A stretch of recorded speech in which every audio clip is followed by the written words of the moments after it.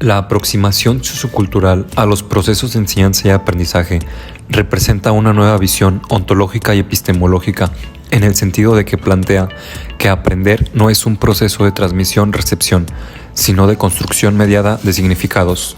Díaz, 2006. El presente documental tiene el objetivo de exponer todo lo aprendido durante las clases cursadas en nuestro cuarto semestre y que nos ayudaron a obtener las habilidades y los conocimientos para la planeación y las prácticas docentes.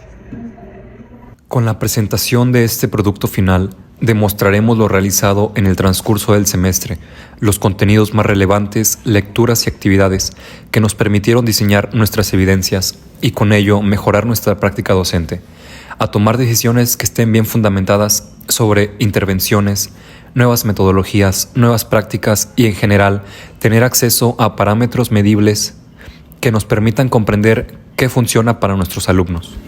Dentro del curso Producción de Textos Escritos se realizó un análisis progresivo de cómo es que surge la etapa de alfabetización inicial y se va fortaleciendo a lo largo de los 6 grados mediante diferentes estrategias y actividades, tomando como base las prácticas sociales del lenguaje, que son el enfoque de la lengua materna español.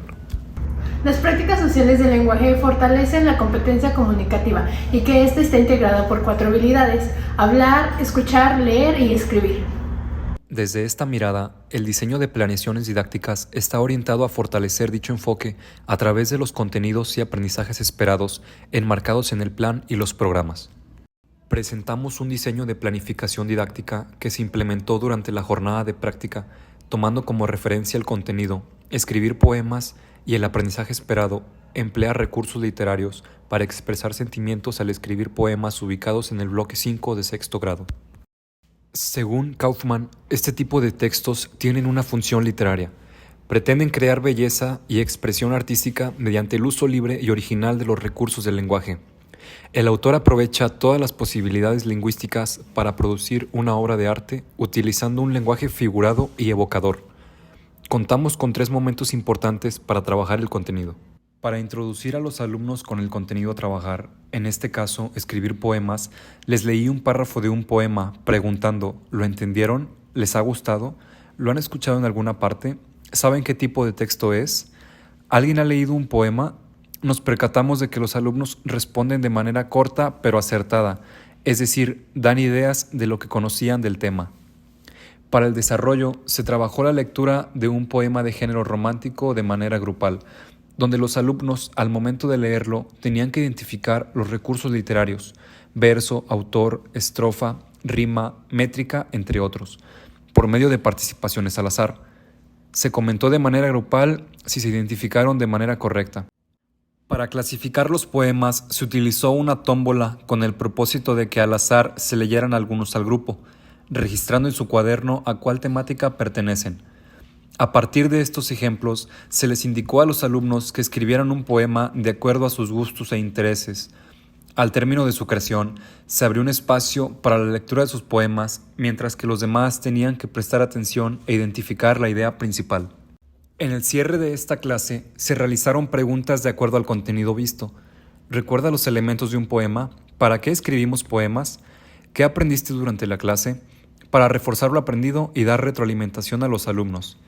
Posterior a esta intervención, en el curso de Estrategias de Trabajo Docente, se realizó un análisis de la práctica mediante un diario de clase. Miguel Ángel Salazar nos menciona que los diarios de clase son documentos en los que profesoras y profesores van recogiendo sus impresiones de lo que sucede en su clase. Así, favoreciendo la reconstrucción de nuestra práctica, identificando la intervención docente, el diseño y aplicación de planeaciones didácticas, visualizando así las áreas de oportunidad para llegar a un análisis y tener una mirada crítica de nuestro trabajo como docentes en formación. El plan y programa de estudios vigentes emitidos por la Secretaría de Educación Pública 2011 y 2017 refieren que la enseñanza de las matemáticas está basada en un enfoque de resolución de problemas o problematizador. A lo que esto nos lleva es que el alumno ponga en práctica todo su conocimiento previo, ya sean técnicas o métodos, para poder dar solución a un problema planteado. Dentro del aula, se enseñan y aprenden distintas estrategias para que el alumno asuma un papel activo y se favorezca el razonamiento matemático que le posibilite encontrar diversas alternativas para la resolución creativa de problemas matemáticos. García y López 2008 plantean: un problema se concibe como una situación ante la cual no se cuenta con un proceso de resolución inmediato. Si ya se sabe cómo resolverlo, entonces no es un problema. Por lo antes mencionado, la enseñanza y el aprendizaje de la geometría forman parte de un saber necesario y aplicable a las actividades cotidianas. A partir de lo anterior, García y López 2008 vislumbran 3 tipos de tareas a la hora de enseñar geometría. Número 1. Tareas de conceptualización. En estas se hace referencia a la construcción de conceptos y de relaciones geométricas. Se debe tener en cuenta que no consiste en definir objetos, sino conceptualizarlos. Las tareas de investigación se comprometen a que el alumno indague acerca de las características, las propiedades y las relaciones de objetos geométricos. Número 3. Tareas de demostración. El enfoque de resolución de problemas podría aplicarse de manera más visible con estas tareas, y es porque el alumno aplica sus procedimientos para dar solución a un problema, el cual después tendrá que explicar y demostrar que dicha solución es verídica. García y López 2008 nos mencionan 5 habilidades: de visualización, comunicación, dibujo, lógicas o de razonamiento y de aplicación o transferencia. En la lógica de vinculación entre el curso de geometría y estrategias de trabajo docente, encontramos otro momento de gran relevancia dentro del diseño y aplicación de la planeación didáctica. Corresponde a la recuperación de saberes previos, donde la intención didáctica partía de problematizar al estudiante a partir de situaciones concretas que fueron resolviéndose a lo largo de las sesiones y graduando su complejidad, así como favoreciendo espacios de discusión y socialización de ideas, procedimientos y validación de resultados. Un ejemplo ocurrido durante la segunda jornada de práctica consistió en que el estudiante de sexto grado de primaria pudiera trasladar un cuerpo geométrico dado en tercera dimensión a un plano de segunda dimensión, partiendo únicamente de la observación de sus características y sin la posibilidad de desarmarlo. La normalidad es inexistente, es solo una construcción social. La diversidad individual es una característica inherente a los seres humanos y el sistema está mayoritariamente diseñado para adaptarse a una norma estadística, dejando de lado a aquellos que se alejan de esta norma. Derecho del niño. La educación inclusiva es un derecho fundamental de todos los alumnos que tiene como base acuerdos y leyes internacionales. Una sociedad multicultural inclusiva requiere de un sistema educativo que brinde acceso a todos los estudiantes y garantice su permanencia, ofreciendo una enseñanza que atienda las diferencias individuales. El proceso de inclusión implica identificar y eliminar barreras en los entornos escolares, promover la participación y desarrollar políticas y prácticas que satisfagan las necesidades educativas de los alumnos.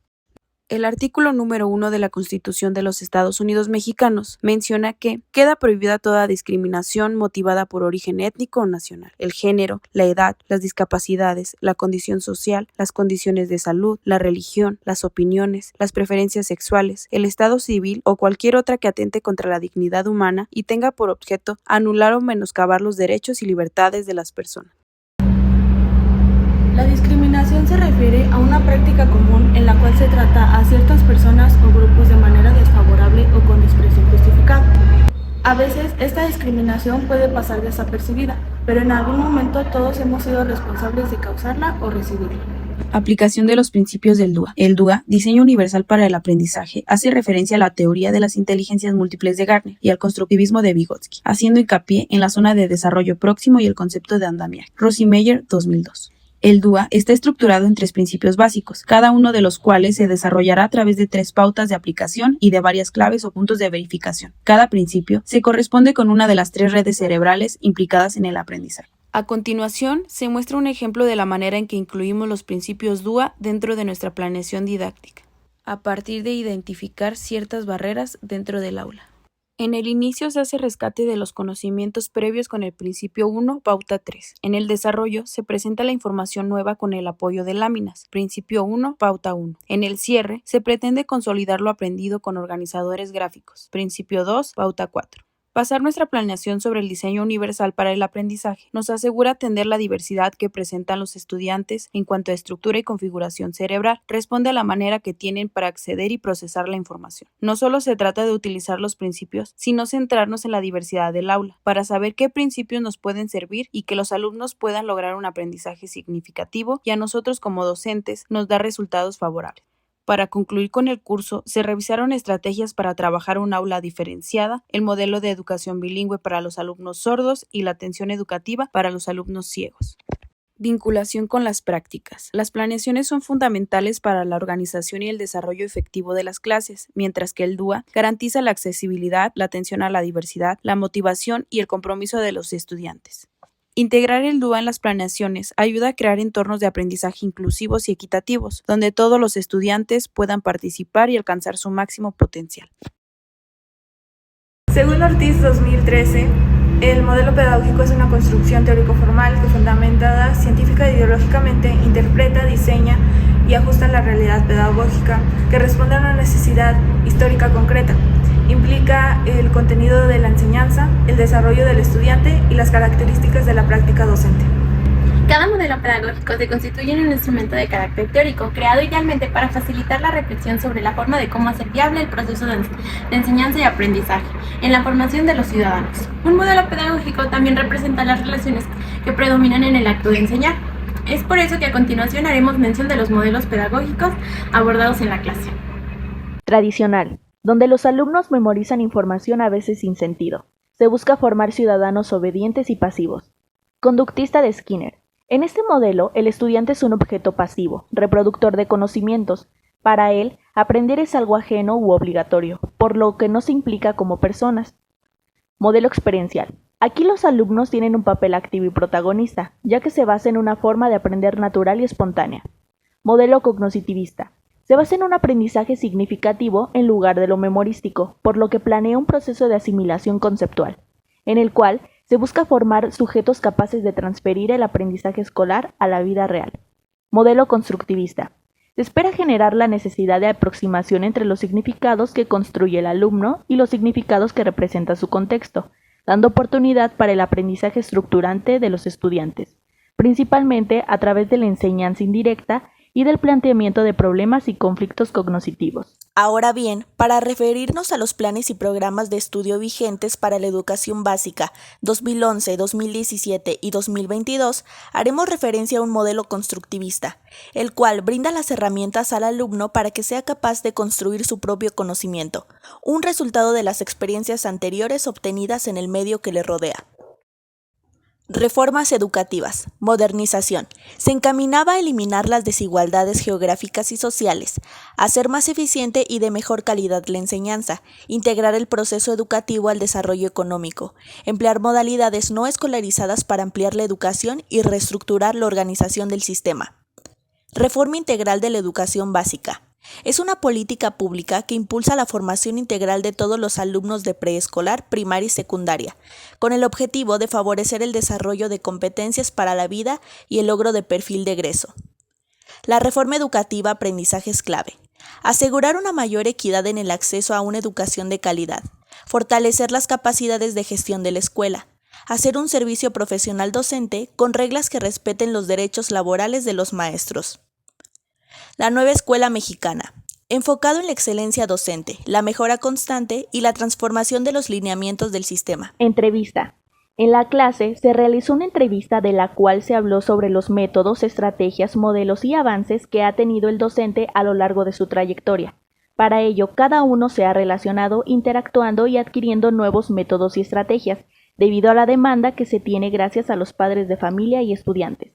En grandes rasgos, podemos mencionar que cada docente puede implementar, vivir y experimentar procesos en su medida al tiempo al servicio, con grandes aprendizajes a lo largo del mismo. El pensamiento histórico lleva a una conciencia histórica que permite comprender la realidad y el pasado en la que vive el estudiante, acercándolo a partir de las fuentes secundarias como lo sería el libro de texto, sitios de internet, visitas al museo, proporcionando situaciones y actividades didácticas que sirvan como puente para comprender por qué el presente es el resultado de lo sucedido de la historia. Pensamiento histórico, de acuerdo a Arteaga, Belinda, Camargo, Siddhartha, 2014, comprende una serie de conocimientos, nociones y concepciones que buscan que los alumnos reconozcan el producto de la evolución natural de la especie humana, cuyo resultado de una historia que hunde sus raíces en el pasado y se expresa como un componente vivo a través de rastros y huellas. Después de que el alumno adquirió el conocimiento histórico como proceso de reflexión, entra la conciencia histórica, que permite a los estudiantes realizarse preguntas sobre los hechos históricos del pasado, para comprender el cambio del espacio-tiempo. Un ejemplo de conciencia histórica presente en nuestra jornada de prácticas fue que en el desarrollo de la sesión de historia en el grupo de Quinto B, trabajando el contenido de la Guerra Cristera, se estuvo trabajando un mapa conceptual con el apoyo del libro de texto para completarlo. Este fue finalizado por el docente que cuestionó a los estudiantes con las siguientes preguntas. ¿Qué beneficios tenía el gobierno al separar la religión del Estado? De este hecho histórico, ¿qué ha pasado con la religión en el México actual? ¿Qué ha cambiado? Además, intervinieron en todo este proceso los conceptos de segundo orden, más específicos causalidad, cambio y permanencia, ayudando en el proceso de comprender la historia del presente y pasado del hecho histórico.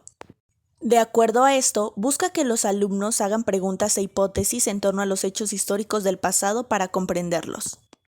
A lo largo de este trayecto hemos examinado aspectos teóricos y prácticos de los cursos propios de este semestre y que contribuyen a nuestra formación y a una significativa comprensión de los desafíos, limitaciones y fortalezas asociadas a nuestra profesión docente. El aprendizaje es una práctica constructiva, propositiva, intencional, activa y consciente. Díaz, 2006.